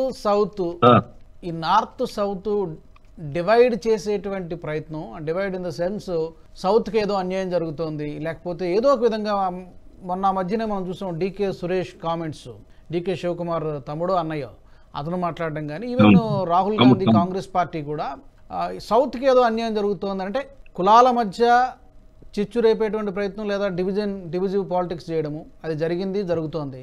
అండ్ నా ప్రాంతాల మధ్య ఇలాంటి విభజించేటువంటి ప్రయత్నం చేయడం ద్వారా గతంలో కొన్ని సందర్భాల్లో వాళ్ళకి మైలేజ్ వచ్చి ఉండవచ్చు. స్టిల్ అదే ఆ ఫార్ములా ఏమైనా వర్కౌట్ అయ్యే అవకాశం ఉందనుకుంటున్నారా సౌత్లో? ఎస్పెషల్లీ నార్త్లో ఎలాగో బీజేపీకి మంచి పట్టు ఉంది. సౌత్ లో చూస్తున్నాం కదా, సౌత్ తమిళనాడు, కేరళ చూస్తున్నాం కదా, అది సౌత్ లో భాగమే కదా. అవును. ఏ రకంగా వాళ్ళ యొక్క నాయకత్వాన్ని, వాళ్ళ యొక్క మాటల్ని ఏ మాత్రం కూడా లెక్క చేయకుండా భారతీయ జనతా పార్టీకి లక్షలాది మంది అక్కడ రోడ్ల మీదకి వస్తే రిసీవ్ చేసుకుంటా ఉన్నారు. ఒక కొత్త ఉత్సాహం, కొత్త ఆశ ఆ ప్రజల్లో వచ్చింది. Only Modi can lead the country, develop the country అని చెప్పేసి ప్రపంచానికే నేతగా వాళ్ళ ఒక కొత్త భరోసా వచ్చింది. కాబట్టి వాళ్ళు ఎన్ని ఆరోపణలు చేసినా రాజుగారు కాంగ్రెస్ పార్టీ ఇవ్వదు. వాళ్ళ మాటలకు నిన్నదాకా మతం పేరు మీద చేస్తున్నారు, కొత్తగా సౌత్ అండ్ నార్త్ పేరు మీద డివిజన్ తీసుకొచ్చే ప్రయత్నం చేసి ఓటు పొందే ప్రయత్నం చేస్తారు. అవి వాళ్ళకు ఆటలు సాగవు, వాళ్ళ మాటలు నమ్మరు ప్రజలు. ఈ దేశం ఒక్కటి, కశ్మీర్ నుంచి కన్యాకుమారి వరకు ఒకే ఆత్మ ఉన్నటువంటి దేశం. దీన్ని, ఈ స్పిరిట్ ని మేము దేశవ్యాప్తంగా ప్రజల్లో మేము మాట్లాడే ఏకాత్మ మానవవాదం అనే ఒక సిద్ధాంతం ఈ దేశం మొత్తం కూడా ఒకే కల్చర్, ఒకే దేశం, ఒకే కల్చర్ అనే ఒక విషయాన్ని గత 1925 నుంచి RSS, 1951 నుంచి జనసంఘం మాట్లాడుతూ వస్తుంది. ప్రజలకు కూడా అర్థమవుతా ఉంది కాబట్టి సమర్థన లభిస్తా ఉన్నది. కేరళలో కమ్యూనిస్ట్ పార్టీ యొక్క బోర్డులు తీసేయి, ఆ ఆఫీస్ కే కమ్యూనిస్ట్ పార్టీ ఆఫీస్ కే బీజేపీ బోర్డు పెట్టి బీజేపీలో చేరి పార్టీ యాక్టివిటీ నడుపుతున్నారు అంటే ఇంకా పెరిగినట్ట, జాతీయవాదం తగ్గినట్ట. జాతి అంటే కేవలం సౌత్ ఇండియా వేరే, నార్త్ ఇండియా వేరే కాదు. జాతీయవాదం కశ్మీర్ నుంచి కన్యాకుమారి వరకు ఈ దేశ ప్రజలంతా ఒక్కటే, దేశమంతా ఒక్కటే అనే ఒక దేశానికి ఉన్నటువంటి జీవన విధానం, సంస్కృతి, సాంప్రదాయాలు ఒక్కటే అనే ఒక ఆలోచన, మా ఆలోచనకు సమర్థన లభిస్తా ఉన్నది. కాబట్టి తమిళనాడు, కేరళ, ఆ రాష్ట్రాల్లో కూడా బాగా చాలా బలంగా తయారవుతుంది భారతీయ జనతా పార్టీ. కాబట్టి ఈ తాత్కాలికమైనటువంటి యొక్క ఓట్ల రాజకీయాల కోసం ఇష్టం వచ్చినట్టు మాట్లాడే మాటల్ని ఈ దేశ ప్రజలు నమ్మరు, అది అర్థమవుతా ఉంది. ఇన్ని ఎలక్షన్లు ఓడిపోయినా కానీ వాళ్ళు ఆలోచించకుంటే వాళ్ళ పార్టీ, ఇంతకుముందు సురేష్ గారు చెప్పినట్టు పార్టీ అవసరం లేదా దేశ రాజకీయాలు, ఎన్నికల రాజకీయాల్లో అవసరం లేదా కాంగ్రెస్ పార్టీ. కొత్త ఆలోచన, కొత్త పని విధానం, కొత్త కల్చర్ డెవలప్ చేయండి మీరు పార్టీని దేశ ఇంట్రెస్ట్ కోసం. అది లేకుండా కేవలం మా మీద ఏడిస్తే మమ్మల్ని ఓడించడానికి వాళ్ళ పార్టీ ఉంటా అంటే ప్రజలకు ఏం కావాలి? ఎట్లా అడ్మినిస్ట్రేషన్ కావాలి కదా, గుడ్ గవర్నెన్స్ కావాలి కదా ప్రజలకు. అది లేకుండా ఇష్టం ఖచ్చితంగా మాట్లాడుతూ ఉంటే ఏం నమ్మకం పెంచుకొని మీకు ఓటేయాలి ప్రజలు? Therefore they are losing day by day, they are declining day by day వాళ్ళ పార్టీ అంతా. సురేష్ గారు, అలాగే ఈ మధ్య మనం కొద్ది రోజుల కిందటే చూసాము, మనం డిఎంకే గురించి కూడా చాలా సందర్భాల్లో మాట్లాడుకున్నాం. డిఎంకే యాంటీ హిందూ అజెండా ఎంత స్ట్రాంగ్గా వాళ్ళు ఫాలో అవుతారో వాళ్ళ నరనరాన జీర్ణించుకుపోయి ఉంటుంది. ఈ మధ్య అయితే చాలా తీవ్రమైనటువంటి వ్యాఖ్యలు చేశారు ఏ రాజా, చాలా సెన్సేషనల్. జై శ్రీరామ్ అన్న వాళ్ళందరినీ మూర్ఖులు అనడము, అసలు రాముడు మాకు శత్రువు అనడం. ఐ థింక్ గతంలో కూడా మనం ఆ వ్యాఖ్యలు చేసినప్పుడు కూడా మనం డిస్కషన్లు ఇవన్నీ కూడా చేయడం జరిగింది. నాట్ ఓన్లీ ఏ రాజా ఒక్కడే కాదు, గతంలో ఉదయనిధి స్టాలిన్ కూడా చేసినటువంటి కామెంట్స్ మనం చూసాం. అది సెంటర్ ఆఫ్ అట్రాక్షన్ కావడం కోసం చేస్తున్నారా, లేకపోతే అక్కడ వాళ్ళ పార్టీ ఉనికిని కాపాడుకోవడం కోసం ద్రవిడవాదం అక్కడ ఇక పునాదులు కదిలిపోతాననేటువంటి భయంతో చేస్తున్నారా? అలాంటి పార్టీకి పొత్తులో ఉండడం ద్వారా ఎలాంటి మెసేజ్ ఇస్తుంది? కాంగ్రెస్ పార్టీకి నష్టం జరగడం లేదా? నష్టం ఉంటుందండి, డెఫినెట్ గా నష్టం ఉంటుంది. ఉండదు, నష్టం ఉండే కదా. ఇది చేస్తున్న పనికి బీజేపీకి ముందు 200+ సీట్స్ వచ్చిన 276 అంత వచ్చింది, మళ్ళీ 303 అయింది, 400 పార్ అంటాం, 370 అంటాం. ఆ కాన్ఫిడెన్స్ ఎక్కడి నుంచి వస్తుంది బీజేపీకి? ఆ కాన్ఫిడెన్స్ ఎక్కడ? రాహుల్ గాంధీని అంటాడు. ఎందుకంటే మన దగ్గర ఉన్న ఇప్పుడున్న లోక్సభ ఎలక్షన్స్ ఎట్లా అయిపోయిందంటే రాజు గారు, అమెరికన్ ప్రెసిడెన్షియల్ స్టైల్ ఎలక్షన్ అండి. మోదీ గారు ఒకవైపు, 10 మంది 20 మంది 24 మంది ఇంకో వైపు. వాళ్ళు కొట్టుకుంటారు, పొద్దున సాయంత్రం కాగానే చేయగలిపి నిలబడతారు. వాళ్ళు ఒకరిని వాళ్ళు తిట్టుకోడు, వాళ్ళు ఈయన తిడతారు. అట్ ద సేమ్ టైం బీజేపీలో మిగతా పార్టీలకు, టీడీపీ అంతా బీజేపీ వాళ్ళకి ఎందుకు వస్తుంది వాళ్ళకి తెలుసు, బీజేడీ ఎందుకు వస్తుంది వాళ్ళకి తెలుసు. పొలిటీషియన్స్ అనేది నేను చెప్తాను రాజు గారు, అందరికన్నా స్మార్ట్. వాళ్ళకి గాలి ఎటువైపు వెళ్తుందో వాళ్ళకి చాలా బాగా తెలుసు. ఆ గాలి ఎటువైపు వెళ్తుందో అది చూసుకొని వాళ్ళు గేమ్ ఆడతారు అంతే. అది బీజేపీ ఉండొచ్చు, కాంగ్రెస్ ఉండొచ్చు, ఎవరు. కానీ కాంగ్రెస్ లో ప్రాబ్లం ఏంటంటే ఈ రాహుల్ గాంధీకి రెస్పాన్సిబిలిటీ అంటే అథారిటీ ఇచ్చేసారు మొత్తం. రెస్పాన్సిబిలిటీ ఏంటి? అకౌంటబిలిటీ లేదు. రేపు ఎలక్షన్ ఓడిపోతే ఖర్గే గారితో రిజైన్ చేపిస్తారు. ఆయన పాపం రెడీ ఉన్నాడు ఇప్పుడే రిజైన్ చేయడం. ఆయన దానికోసం బలికా బక్రా చేసేస్తారు. ఈ కేసీ వేణుగోపాల్ లాంటి మనుషులు రాహుల్ గాంధీని అడ్వైజ్ చేయడం ఏంటంటే నాకు అర్థం కాదు. ఆయన పంచాయతీ ఎలక్షన్ గెలవలేడు కేరళలో, ఇప్పుడు నిలబడి ఉన్నాడు ఆలప్పుడ నుంచి పోటీ చేయడానికి. ఎందుకు? ఫస్ట్ చెప్పండి, నేను పోటీ చేయాలంటే మొత్తం అక్కడ చర్చ్ లీడర్తో అగ్రిమెంట్ చేసుకోండి, అక్కడ ఉన్న ముస్లిం లీడర్స్తో అగ్రిమెంట్ చేసుకోండి, నా కోసం ఓటు వేస్తారు, అప్పుడే నేను పోటీ చేస్తా అని చెప్పి ఆ ప్రామిస్ తీసుకున్నాడు. అక్కడ ఉన్న కాంగ్రెస్ వాళ్ళతో చేపించిన తర్వాత నామినేషన్ ఫైల్ చేయబోతున్నాడు. అది వీళ్ళకి ఏంటంటే వీళ్ళకి మతం, బీజేపీని చెప్తారు కదా కమ్యూనల్ అని. వీళ్ళతో ఉన్న పార్టీ ఇండియన్ యూనియన్ ముస్లిం లీగ్ కేరళలో, మొహమ్మద్ అలీ జిన్నా పార్టీ. అది కాకుండా ఇప్పుడు హైదరాబాద్లో మనం చూస్తున్నాం, హైదరాబాద్లో ఎంఐఎంతో ఎన్నో సంవత్సరాలు వీళ్ళు పొత్తు పెట్టుకున్నారు, అప్పుడు ప్రాబ్లం లేదు.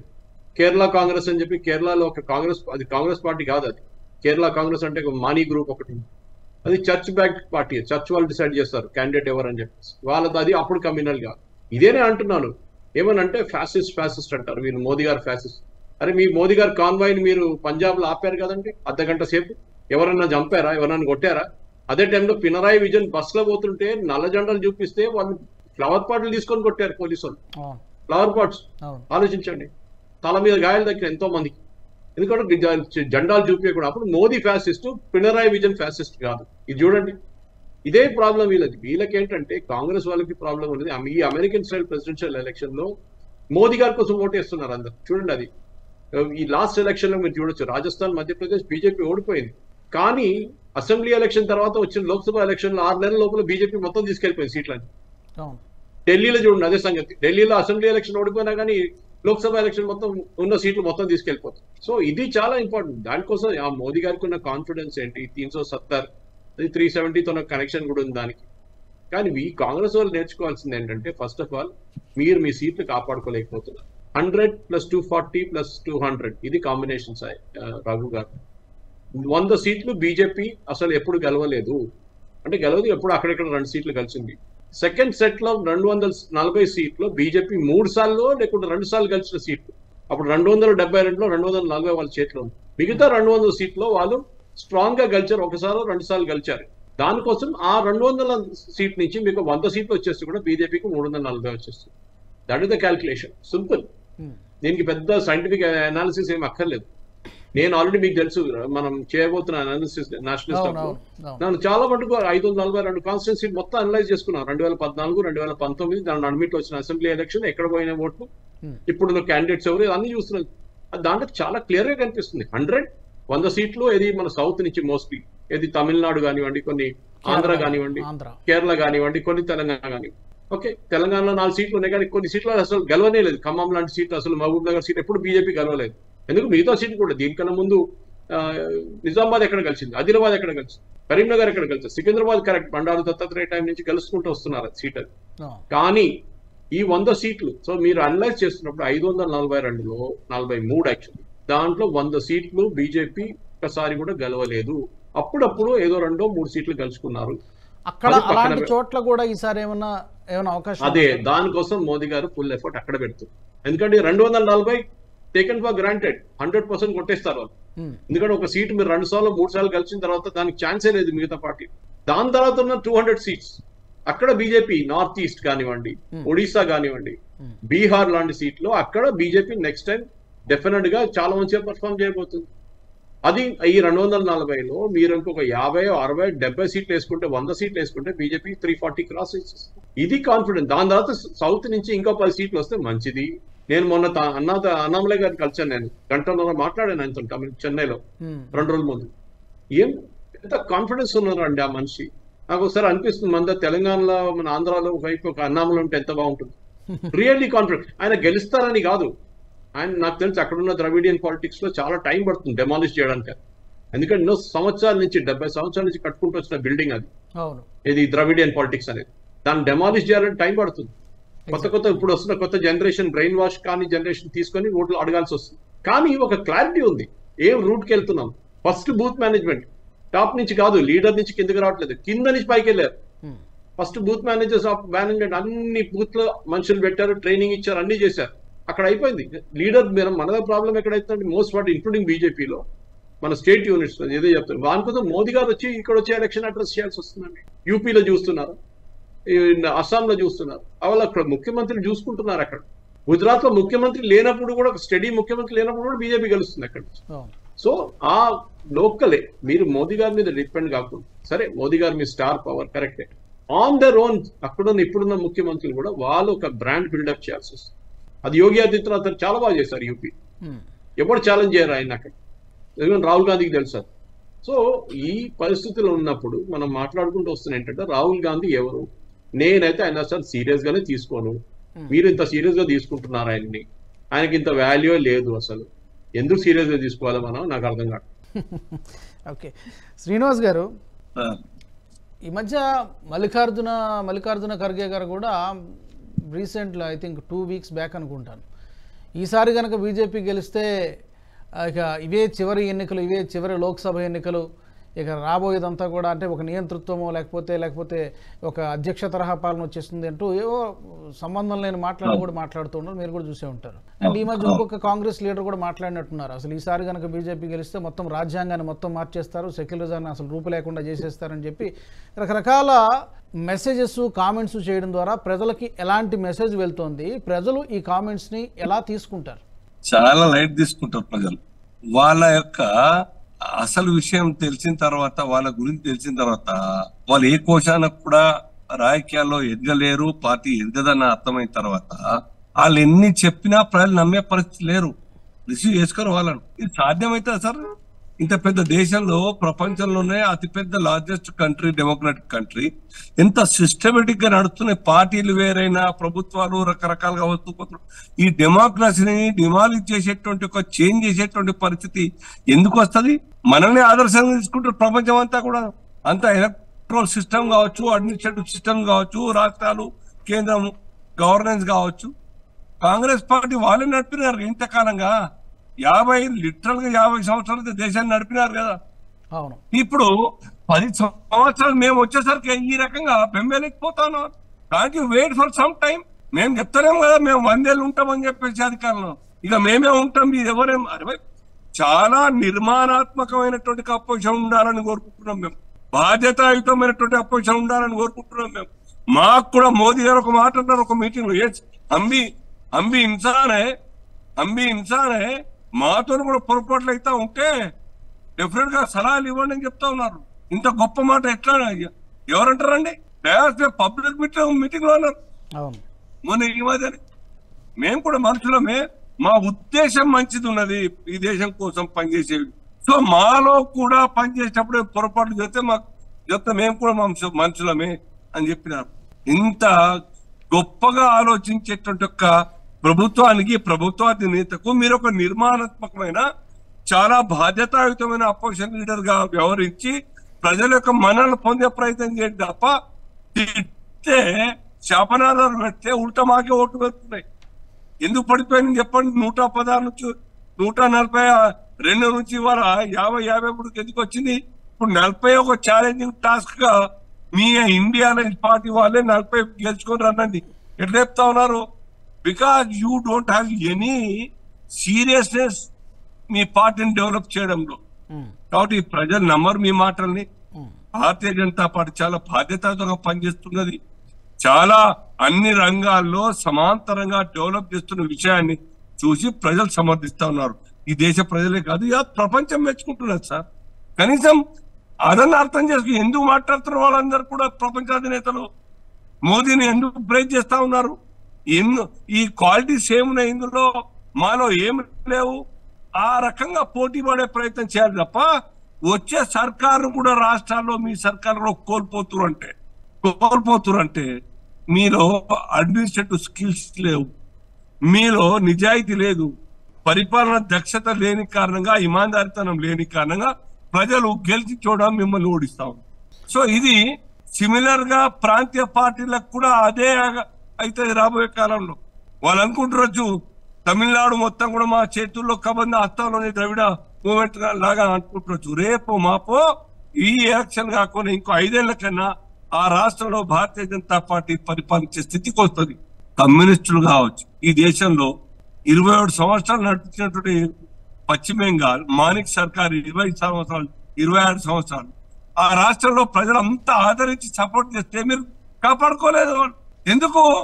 కమ్యూనిజం గురించి ప్రజలందరూ కూడా కమ్యూనిస్టు గారండి, నాయకులకు సపోర్ట్ చేసి గెలిపించినారు. ఇవ్వలేక రేపైనా సేమ్ ద్రవిడ రాష్ట్రంలో కూడా తమిళనాడులో కూడా ఇదే పరిస్థితి ఉంటది. ఆ ద్రవిడ కావచ్చు, లేకుంటే ప్రాంతీయ తత్వం కావచ్చు, లేకుంటే భారతీయ కల్చర్ కు వ్యతిరేకంగా ఉన్నటువంటి పార్టీలు అందరినీ కూడా తిరోధకాలు ఇచ్చేసి భారతీయ జనతా పార్టీకి సంబంధించేటువంటి ఒక రోజు వస్తుంది. ఇది ఎంతో దూరంలో లేదు. ఈ ఎన్నికల్లో ఇవ్వాలని ఏదో టీవీలో చూశాను నేను prediction. Even BJP may win 18 parliament seat అని చెప్తా ఉన్నారు. 5 రావచ్చు, 6 రావచ్చు, వేరు విషయం. బట్ 18 కూడా గెలిచే అవకాశం ఉంది. తమిళనాడులో 18 అంటున్నారు.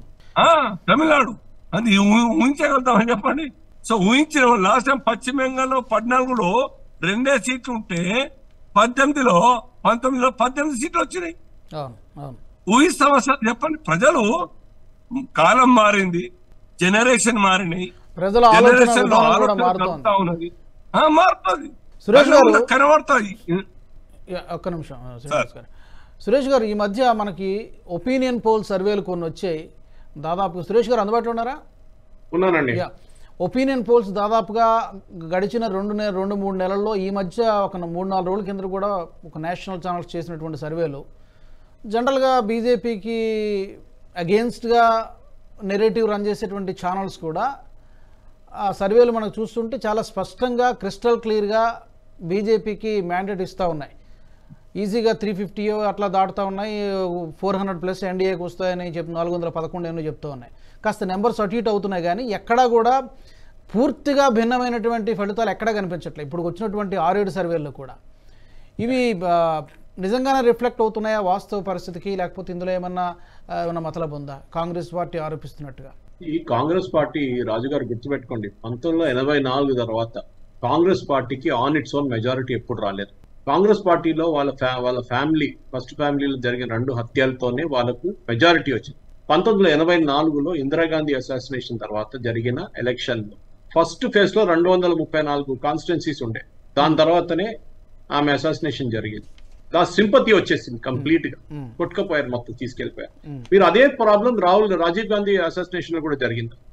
సో రాజీవ్ గాంధీ 84లో ఇందిరాగాంధీ డెత్ తర్వాత రాజీవ్ గాంధీ చనిపోయినప్పుడు ఫస్ట్ ఫేజ్ లో 234 కాన్స్టిట్యున్సీ మీరు 1991లో జరిగిన ఎలక్షన్ మొత్తం వైపౌట్ అయిపోయారు. కానీ సెకండ్ ఫేజ్ లో వచ్చిన, అంటే అసాసినేషన్ అయిన తర్వాత రాజీవ్ గాంధీ గారిది, అక్కడ కాంగ్రెస్ సింపతి వేలో కొట్టుకుపోయింది. అప్పుడు కూడా వాళ్ళకి 240 వచ్చింది. అప్పుడు నరసింహారావు గారు ప్రధానమంత్రి అయ్యారు. సో ఆలోచించండి, 84లో ఆ అసాసినేషన్ కాకుంటే ఇందిరాగాంధీకి అన్ని సీట్లు రావు. జరిగింది అన్ఫార్చునేట్. వాళ్ళ సింపతి వే మీద రాజీవ్ గాంధీ ప్రధానమంత్రి అయ్యారు. 414 సీట్లు కలుసుకున్నారు. ఫస్ట్ 404 నడిచింది, దాని తర్వాత 10 సీట్లకు తర్వాత ఎలక్షన్ నడిచింది. 414 సీట్లు ఆలోచించండి. ఆ 414 తర్వాత 1984 ఇప్పుడు మనం ఎక్కడ ఉన్నామండి? మన ఆల్మోస్ట్ 24 అంటే 94, 4, 14, 20 40 సంవత్సరాల నుంచి Congress never got a majority. 40 సంవత్సరాల నుంచి ఈ దేశంలో 75 years మనం సెలబ్రేట్ చేసుకున్నాం పోయిన సంవత్సరం. అంటే 35 సంవత్సరాల్లో దాంట్లో విపి సింగ్ గవర్నమెంట్ ఉంటే, దాంట్లో చంద్రశేఖర్ గవర్నమెంట్ ఉంటే, అందరూ ఉన్నారు దాంట్లో. ఇందర్ కుమార్ గుజరాల్ గవర్నమెంట్ ఉండే. ఆ గవర్నమెంట్ లో ఉన్నా కానీ కాంగ్రెస్ యాక్చువల్ మెజారిటీతో పరిపాలించింది ఎన్ని సంవత్సరాలు అంటే అప్పుడు మీరు క్యాల్కులేట్ చేసుకోవచ్చు. 84 తర్వాత 89 దాకా, అంతే. 89 నుంచి కాంగ్రెస్ కి ఎప్పుడు మెజారిటీ రాలేదు. కథం అక్కడి నుంచి స్టోరీ. సో ఈ కాంగ్రెస్ వాళ్ళు ఇప్పుడు చెప్తున్న ఏడుపు వీళ్ళది 44 సీట్లు ఉండే పోయిన ఎలక్షన్ లో 2014, దాని తర్వాత వచ్చిన ఎలక్షన్ లో 55 ఉండే. ఆ 55లో 20 సీట్లు 19 సీట్లు కేరళ నుంచి వచ్చింది వాళ్ళకి. అది రాకుంటే వాళ్ళు ఇంకా అది ఆ నంబర్లు ఇంకా తగ్గిపోతుంది, 35 దాకా వచ్చి ఆగిపోతుంది. ఆలోచించండి కాంగ్రెస్ పరిస్థితి. నేషనల్ పార్టీ అంటారు, ఎక్కడ ఉందండి నేషనల్ చెప్పండి. సరే వీళ్ళు బీజేపీ గురించి ఎప్పుడు చెప్తారు, తమిళనాడులో మీరు సీట్లు గెలవలేదా అని. తమిళనాడులో బీజేపీ ఎప్పుడు ఆన్ ఇట్స్ ఓన్ పోటీ చేయలేదు. పంజాబ్ లాగా, పంజాబ్ లో కూడా 1984 నుంచి పార్టీ ఫామ్ అయినప్పటి నుంచి శిరోమణి అకాలీదళ్ దళ్ సీనియర్ పార్ట్నర్, వాళ్ళు 2 సీట్లు బీజేపీకి ఇస్తారు, ఆ సీట్లు బీజేపీ కలుసుకుంటారు. అది బీజేపీ చేసిన తప్పు. అక్కడ తమిళనాడులో కూడా అదే తప్పు చేసుకున్నారు. కానీ అన్నామలైని తీసుకొచ్చి ఆన్ దేర్ ఓన్ పోటీ చేస్తున్నప్పుడు డిఫరెన్స్ కనిపిస్తుంది. తెలుగుదేశం పార్టీ మన ఆంధ్రాలో కూడా అంతే జరిగింది. ఆంధ్రాలో బీజేపీకి ఒక సీనియర్ లీడర్ లేడు, ఇవాళ కూడా లేరు. ఇది మన బీజేపీ కాడర్ నుంచి వచ్చిన పైకి వచ్చిన లీడర్. ఎందుకంటే ఇక్కడ మన కిషన్ రెడ్డి కానివ్వండి, బండి సంజయ్ కాని, వీళ్ళందరూ ఉన్నారు. వీళ్ళందరూ కాడర్ బేస్ పార్టీ నుంచి పైకి వచ్చిన వాళ్ళు. వీళ్ళు ధర్మపురి అరవింద్ కానీ మిగతా వాళ్ళంతా తర్వాత వచ్చిన వాళ్ళు. కానీ నేను చెప్పేది ఏంటంటే మెయిన్ గా బీజేపీకి అడ్వాంటేజ్ ఒకటి, వాళ్ళ కాడర్ బేస్ పార్టీ.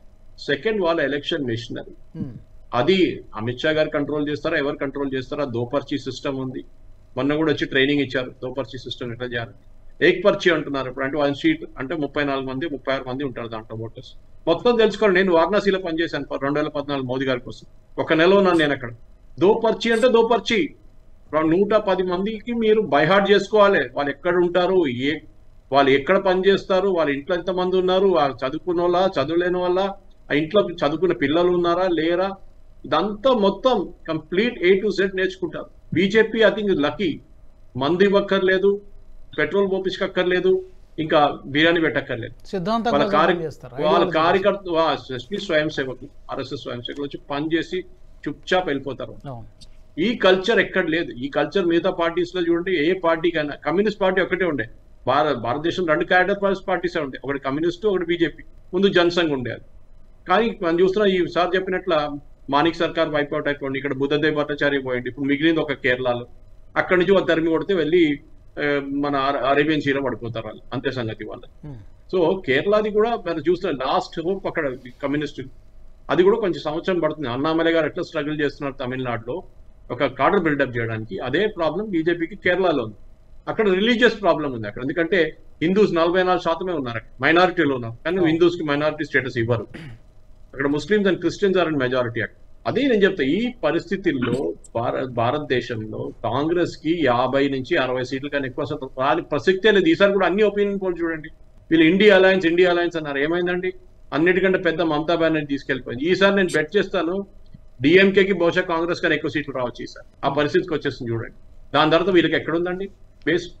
కర్ణాటకలో చూడండి, సర్వేలు కూడా చెప్తున్నాయి, ఇదే చెప్తున్నాను. ఎలక్షన్ గెలిచినా కానీ అసెంబ్లీ లోక్సభకు వచ్చేటప్పుడు మోదీ గారు తీసుకెళ్లిపోతారు.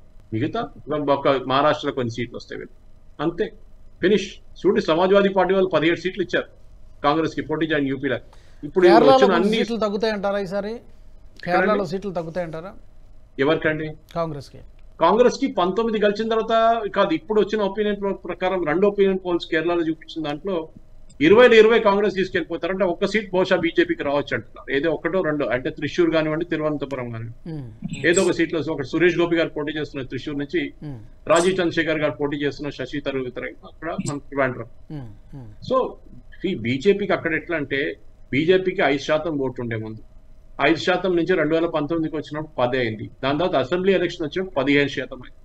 ఆలోచించండి, ఎక్కడ లేనా బీజేపీ ఇప్పుడు 15% ఓట్ల మీద వర్కౌట్ చేస్తుంది. ఆ 15% ఎట్లా వస్తుంది? ఉన్న 44% ఓటింగ్ పాపులేషన్ మన దగ్గర కేరళలో హిందూస్ ఉన్నారు. ఆ హిందూస్ 3 వైపు స్ప్లిట్ అయిపోతారు. ఒకటి కమ్యూనిస్ట్ కోటేస్తారు, ఇప్పుడు కాంగ్రెస్ కోటేస్తారు, ఒకటి బీజేపీ కోటేస్తారు. సో 44 మీరు డివైడ్ చేసుకుంటే అంతే అవుతుంది. మీకు 16 వస్తుంది. దాంట్లో బీజేపీ కూడా 15 వస్తుంది. బీజేపీ వాళ్ళు ఓట్ షేర్ ఇంక్రీజ్ చేయాలంటే ఒక్కటే పని, అక్కడి నుంచి కమ్యూనిస్ట్ ని రీప్లేస్ చేయాలి.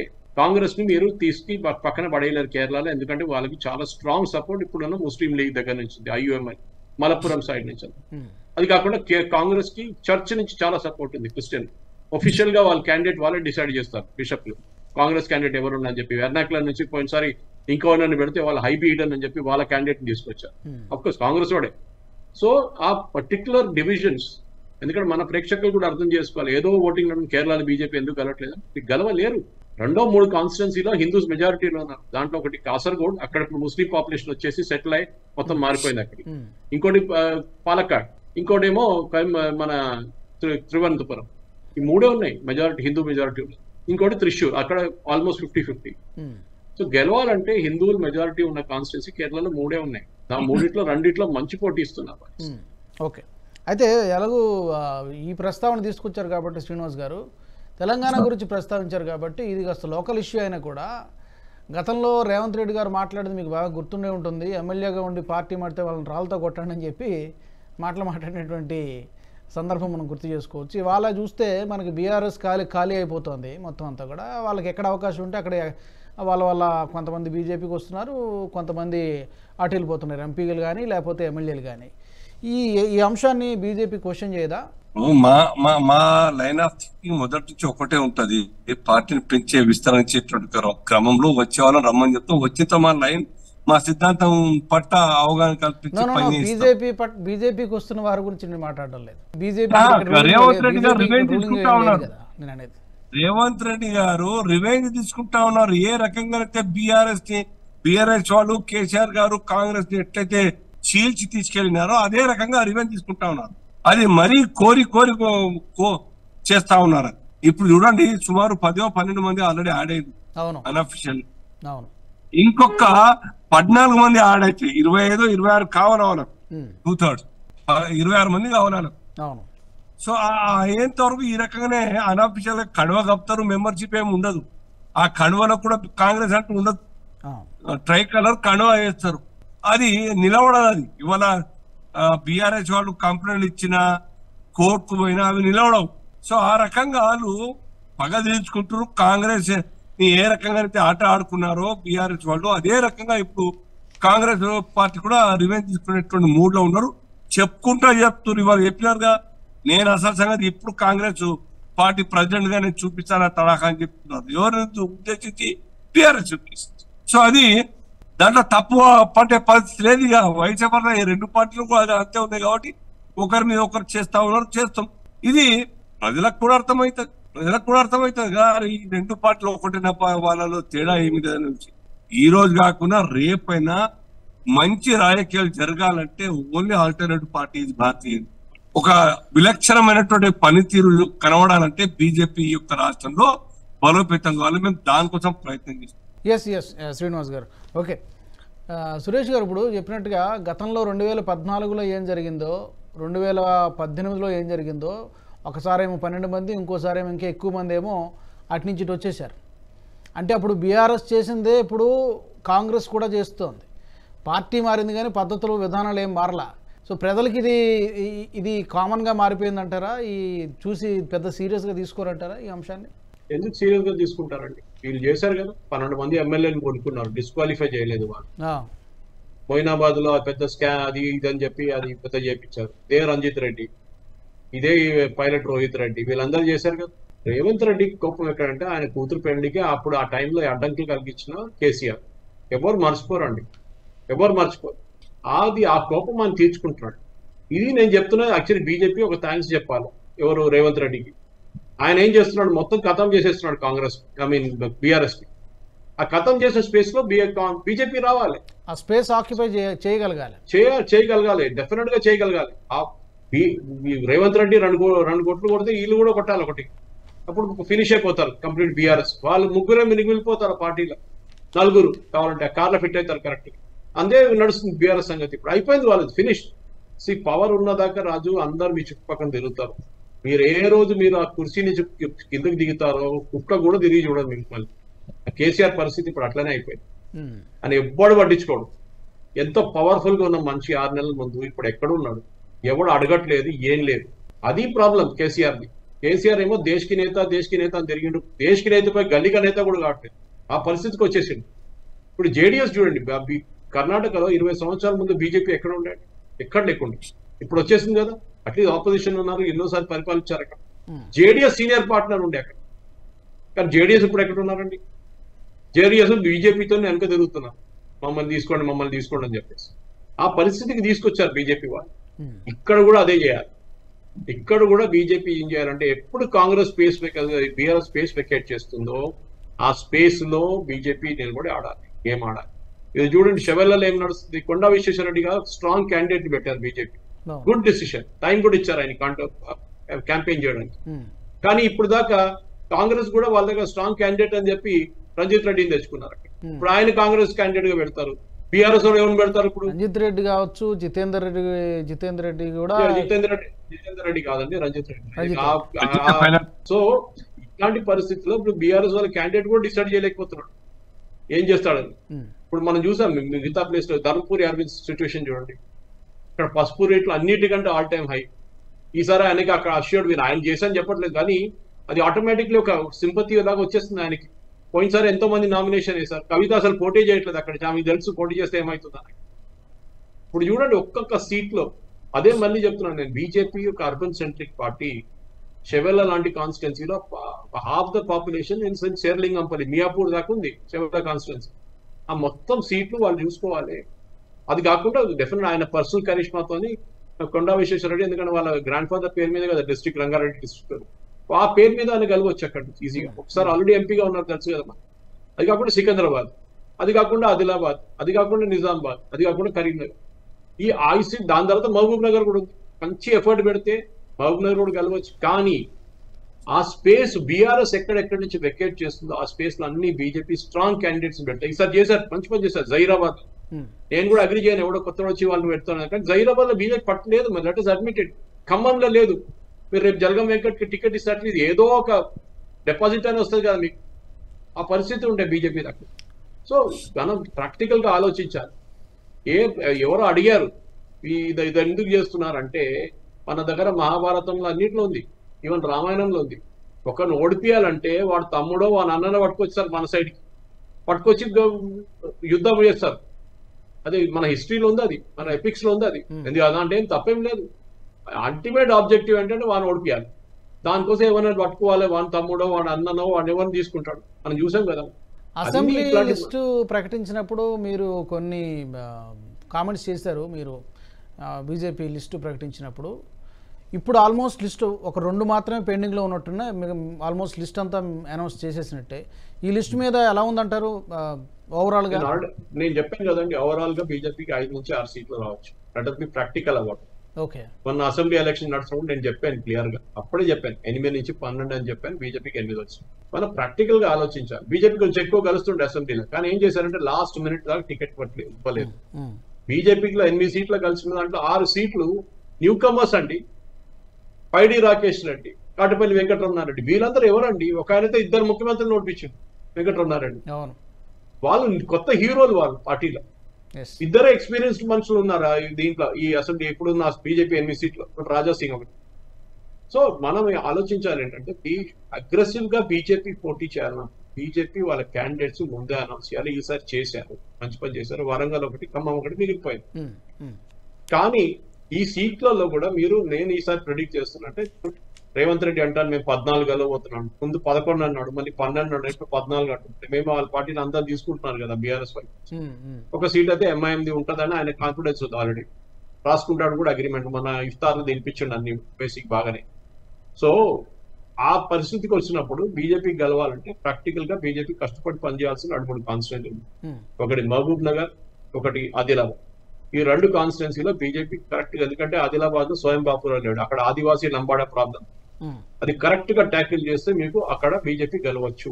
లాస్ట్ టైం స్వయం బాపురావు కూడా ఆయన కూడా ఇట్లా బిలీవ్, ఆయన కూడా గెలిచిన, ఆయనే బిలీవ్ చేయలేకపోతుంది లాస్ట్ టైం కలిసిన. So Arvind is confident, Kishan Reddy is confident. Kishan Reddy ఎదురున్న బొంతు రామ్మోహన్ అంటున్నారు, ఇప్పుడు దానం నాగేందర్ అంటారు. సో కాంగ్రెస్ కూడా డిసైడ్ చేయలేకపోతున్నారు వాళ్ళ క్యాండిడేట్స్. అట్లాంటి పరిస్థితులు ఉంది. Malkajgiri another very strong seat. కానీ మల్కాజిగిరి మనకు తెలుసు దేశంలో అన్నిటికీ ఒక పెద్ద లోక్సభ కాన్స్టిట్యూన్సీ, 18 లక్షల ఓటర్స్. ఈట్ల రాజేందర్ గుడ్, చాలా మంది అడిగారు నాన్ లోకల్ ఆయన ఎట్లా అంటే, నేను చెప్పాను మా అల్వాళ్ళే ఉంటారు, ఆయన ఇల్లు ఉంది ఇక్కడ అని చెప్పి.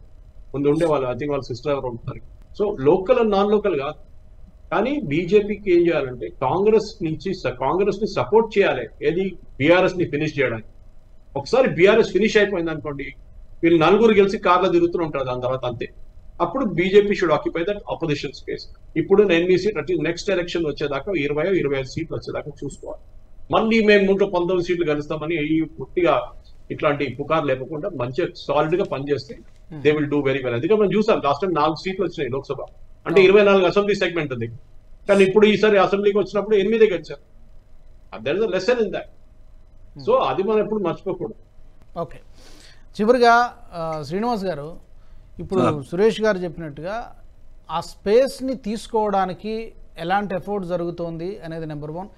కాంగ్రెస్ పార్టీ దేశవ్యాప్తంగా ఎలాంటి ఫార్ములా అప్లై చేస్తుంది, ఇక్కడ కూడా అదే ఫార్ములా అప్లై చేస్తుంది, దాంట్లో సందేహం లేదు. ఎంఐఎంతో వాళ్ళకి దోస్తీనే ఉంది.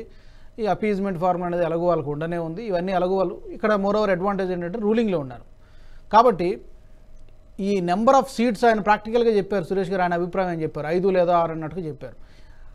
మీ అభిప్రాయం ఏంటి ఆ సీట్ల విషయంలో? రెండోది, ఆ స్పేస్ని తీసుకోవడానికి ఆ బీఆర్ఎస్ ఎలాగో ఖాళీ అయిపోతుంది కాబట్టి ఆ స్పేస్ని తీసుకోవడానికి ఎలాంటి ఎఫర్ట్ జరుగుతుందో మీకు నమ్మకం ఉందా? ఆ స్పేస్ మేము ఆక్యుపై చేస్తాం కాబట్టి సిట్టింగ్ ఎంపీలు మాకు వచ్చినారు కదా బీఆర్ఎస్ వెళ్ళి. ఎమ్మెల్యేలు రాకపోవచ్చు మాకు, ఇప్పుడు ఎమ్మెల్యేలు కాంగ్రెస్ పోవచ్చు. ఆ అడిక్వేట్ నెంబర్ వచ్చిన తర్వాత కాంగ్రెస్కి వెళ్ళొచ్చు వాళ్ళు. కానీ ప్రజల్లో భారతీయ జనతా పార్టీ ఆల్టర్నేటివ్ అన్నదానికి సిట్టింగ్ ఎంపీలు బీజేపీకి రావడమే ఒక సంకేతం. సో ఇది రాబోయే భవిష్యత్తులో మేము 2028లో అధికారంలోకి రావడానికై ఆర్గనైజేషన్ స్ట్రక్చర్ చాలా బలంగా తయారు చేసుకుంటాం. ఇంతకుముందు సురేష్ గారు చెప్పినట్టు కార్యకర్తగా కేవలం దోపన్నా అంటే 60 ఓట్ల 30 ఉంటాయి పేర్లు. ఆ పన్నా ప్రముఖులు ఇప్పటి నుంచే ఆ 60 అంటే 15 కుటుంబాలకు ఒక కార్యకర్త ఈ పని తీసుకొని పనిచేసే విధంగా ఉండాలి. ఆ రకంగా మేము వర్కౌట్ చేస్తున్నాం. మొన్న అమిత్ షా గారు కూడా వచ్చినప్పుడు అదే మాట చెప్పినారు, ఒక్క కార్యకర్త 3 కుటుంబాలతో ఓట్లు వేయాలి, అంటే కార్యకర్త నంబర్ పెరగాలి ఆ బూత్. సో ఆ రకంగా వర్కౌట్ చేయడమే మాకు శ్రీరామ రక్ష. ఇప్పుడు ఇక్కడ అలాంటి ఫార్ములా ఏమైనా ఉందా, ఇంకా చేయాల్సి ఉందా? బూత్ దాని తర్వాత పన్నా ఇవన్నీ ఫాలో అవుతున్నాం కాబట్టి గ్రామీణ ప్రాంతాల్లో కూడా అదే తరాలో పార్టీ కార్యకర్తలు పనిచేస్తున్నారు కాబట్టి ఓట్లు పడతా ఉన్నాయి. మీరు చెప్పచ్చు మరి కొన్నే కదా అన్ని చోట్ల పడతలేవు అంటే కొన్ని టైం పడతాయి. ఖమ్మం జిల్లాలో ఇమ్మీడియట్ గా మేము ఎక్స్పెక్ట్ చేయలేం, నల్గొండ ఇప్పుడే ఎక్స్పెక్ట్ చేయలేం, మహబూబాద్ ఇప్పుడే ఎక్స్పెక్ట్ చేయలేం. బట్ 17లో అందరి యొక్క టార్గెట్ అట్లీస్ట్ తప్పనిసరిగా 10 టచ్ కావాలి అనే లక్ష్యంతో ఉన్నాం. 5, 6 అంటే ఇప్పుడు డెఫినెట్ గా 6, 7 గెలిచే స్థితిలో అందరూ మాట్లాడేటువంటి పరిస్థితి. బట్ మా ఇంకా ఎఫర్ట్స్ పెట్టి 10కు టచ్ కావాలన్న లక్ష్యంతో మేము ఉన్నాం. అందులో చెప్పలేం, Warangal urban area sir, Telangana వాదం బలంగా ఉన్నటువంటి ఏరియా, చదువుకున్నటువంటి ఒక సమాజం ఎక్కువ ఉన్నటువంటి ఏరియా, రాజకీయంగా చైతన్యం ఉన్నటువంటి ఏరియా. ఎందుకు గెలవద్దు? అది డెఫినెట్ గా అక్కడ కూడా గెలిచేటువంటి ఒక, అలాగే పెద్దపల్లి ఆర్గనైజేషన్ పరంగా వీక్ కావచ్చు కాదు, కానీ అక్కడ కూడా తెలంగాణ వాదం బాగుంది. అక్కడ కూడా కార్మిక రంగం అంతా కూడా లక్షల మంది ఉన్నటువంటి ఒక ఓటు, ఆ కుటుంబాల యొక్క ఓటు అక్కడ కూడా టర్న్ కావచ్చు, చెప్పలేము. మెదక్ ఎందుకు తక్కువ వేసుకుంటామండి?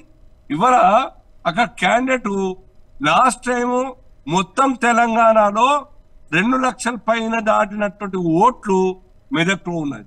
సో మెదక్ కూడా గెలవచ్చు. అటువంటి యొక్క సెగ్మెంట్ లో మేము దృష్టి పెడుతున్నాం కాబట్టి 10 ఈజీగా టచ్ అవుతున్నాం మనకు విశ్వాసం.